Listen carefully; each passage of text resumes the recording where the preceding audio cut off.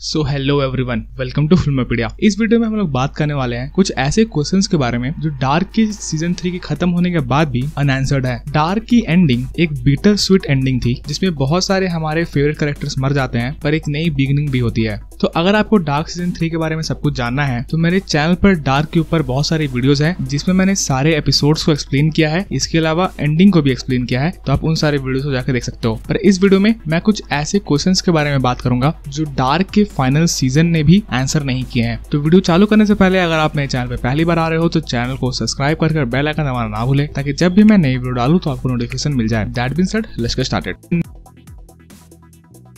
तो सबसे पहला क्वेश्चन है कि क्या जब मार्था और जोनस ने ओरिजिन वर्ल्ड में जाके थैनाहाउस की फैमिली को मरने से बचा लिया तो क्या सच में थैनाहाउस कभी भी टाइम मशीन नहीं बनाएगा? क्या थैनाहाउस के पास सिर्फ यही मोटिव हो सकता है कि वो टाइम मशीन तभी बनाएगा जब उसकी फैमिली मरे, या फिर क्या उसके पास कोई और मोटिव भी हो सकता है टाइम मशीन बनाने का? अगर आपने सीजन 1, सीजन 2 और सीजन 3 देखा डार्क का तो आपको पता होगा कि थैनाहाउस जो टाइम मशीन बनाता है वो टाइम मशीन वो कभी भी नहीं बना पाता एडम और ईव के वर्ल्ड में अगर उसके पास टाइम मशीन का ब्लूप्रिंट नहीं होता, या फिर उल्रिक का मोबाइल नहीं होता, या फिर जोनस और क्लॉडिया उसकी कभी हेल्प नहीं करते। इसका मतलब एडम और ईव के वर्ल्ड में टाइम ट्रैवल कभी भी डिस्कवर नहीं होता अगर टाइम ट्रैवलर्स ही नहीं होते तो। पर जब आप ओरिजिन वर्ल्ड के बारे में बात करते हो तो उस वर्ल्ड में थैनाहाउस को किसी ने भी ब्लूप्रिंट नहीं दिया और उसने अपने आप खुद से टाइम मशीन को बनाया था। इसका मतलब उसके पास बहुत ज्यादा नॉलेज थी और उसे बहुत ज्यादा इंटरेस्ट था टाइम ट्रैवल्स और वार्म होल्स और क्वांटम मैकेनिक्स में। तो ऐसा हो सकता है कि फ्यूचर में जाके वो कभी टाइम मशीन बनाने की कोशिश करे और शायद बना भी ले, और शायद ये डार्क की एंडिंग जितनी सिंपल हमें लग रही थी उतनी नहीं है।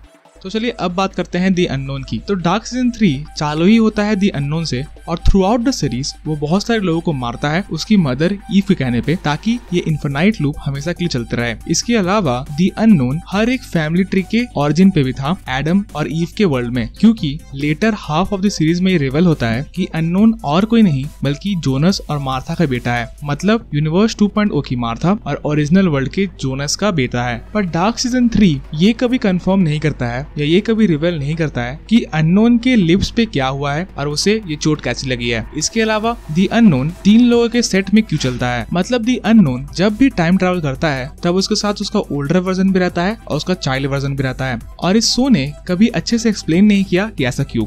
इसके अलावा एक और सबसे बड़ा क्वेश्चन है जिसका आंसर हमें किसी भी डार्क के सीजन में नहीं मिला है, और वो क्वेश्चन है कि वूलर के आग के साथ क्या हुआ। जब सीजन 3 का एंड हो रहा होता है तो वूलर ट्राई करता है कि वो बता सके कि उसके आग के साथ क्या हुआ, पर वो सीन कभी कंप्लीट नहीं होता है, इसलिए हम डार्क में ही है कि वूलर के आग के साथ क्या हुआ। इसके अलावा ईव के वर्ल्ड में तो वूलर का एक हाथ ही गायब था, अब उस वर्ल्ड में उसका हाथ कैसे गायब हुआ ये भी हमें कभी भी नहीं बताया गया है। इसके बाद चलिए बात करते हैं बोरिस नीलवार्ड के बारे में या फिर अलेक्जेंडर के बारे में। तो अलेक्जेंडर के कैरेक्टर के बारे में सीजन 1 और सीजन 2 के बाद बहुत सारी ऐसी थ्योरीज बनी थी जिससे ये लग रहा था कि अलेक्जेंडर ही मार्था और जोनस का बेटा है, क्योंकि जो अलेक्जेंडर का असली नाम था वो था बोरिस नीलवार्ड, जो कि बेसिकली नेल्सन प्लस खानवाल्ड है। पर इस थ्योरी को शो ने पूरे तरीके से खत्म कर दिया और शायद बोरिस बेसिकली एक क्रिमिनल ही है जिसने किसी का खून कर दिया था। उसके बाद वो वीडन में आया, रेजिना से शादी की और दोनों ही वर्ल्ड में अपोकलिप्स करवाने में उसका हाथ भी था। पर क्या शो के क्रिएटर्स ने अलेक्जेंडर का नाम बोरिस नीलवार्ड ऐसे ही रैंडम रखा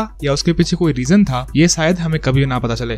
इसके अलावा एक और क्वेश्चन है जो इस शो ने बेसिकली आंसर तो किया है पर बहुत ही सटल तरीके से। मतलब जो एडल्ट वर्जन ऑफ जोनस रहता है वो एडम कैसे बनता है, उसका फेस कैसे खराब होता है, ये सारे सीन्स हमें नहीं दिखाए गए हैं, पर कुछ हिंट्स दिए गए हैं जिसे हमें समझ सकते हैं कि वो सारे सीन्स कैसे हुए होंगे। तो जोनस का शकल एडम की तरह तब हुआ होगा जब वो टाइम मशीन बनाते बनाते उसे मल्टीपल टाइम्स शॉक लगे होंगे, और जैसा कि हमें पता है कि जोनस अपने आप को नहीं मार सकता था, इसलिए उन शॉक से जोनस नहीं मरा। इसके अलावा जोनस की आइडियोलॉजी एडम की जैसे कैसी हुई ये भी हमें नहीं पता चला, पर डिफरेंट सीन्स में हम देखते हैं जब जोनस बार्थोस से लड़ रहा होता है या जब जोनस अपनी मदर को मार डालता है तब हम देखते हैं कि जोनस धीरे धीरे करके एडम की तरह बनते जा रहा है। पर हाँ, कोई सिंगल सीन ऐसा नहीं है जिसे हम ये बता सके कि इस सीन के बाद जोनस एडम बन गया।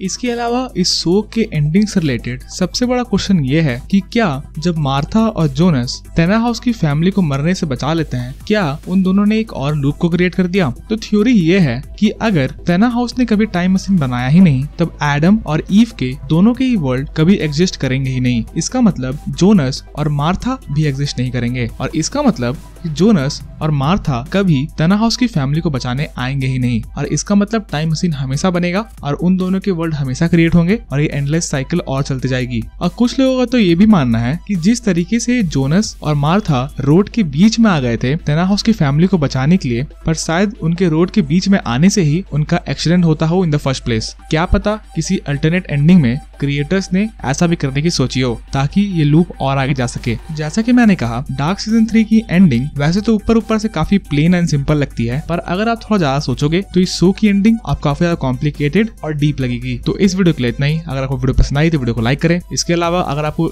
इन सारे क्वेश्चंस में से किसी क्वेश्चन का आंसर पता है तो वो आप कमेंट में लिख के बता सकते हैं। और अगर आप चैनल पे पहली बार आए थे तो चैनल को सब्सक्राइब करके बेल आइकन दबाना ना भूलें ताकि जब भी मैं नई वीडियो डालूं तो आपको नोटिफिकेशन मिल जाए। And as always, thanks for watching.